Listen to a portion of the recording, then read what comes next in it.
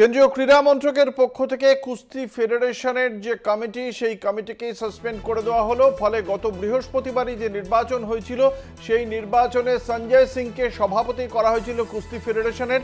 সেই কুস্তি ফেডারেশনের যে সদ্য নির্বাচিত কমিটি সেই কমিটিকেই ভেঙে দেওয়া হলো। এর ফলে আপনারা জানেন সভাপতি হওয়ার পর সঞ্জয় সিং দুটি সিদ্ধান্ত নিয়েছিলেন।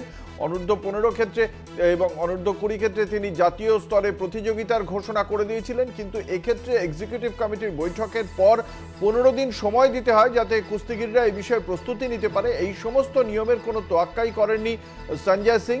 ব্রিজভূষণ ঘনিষ্ঠ যৌন নিগ্রহে অভিযুক্ত ব্রিজভূষণ শরণ সিং এর ঘনিষ্ঠ ছিলেন কুস্তি ফেডারেশনের সদ্য নির্বাচিত সভাপতি এই সঞ্জয় সিং।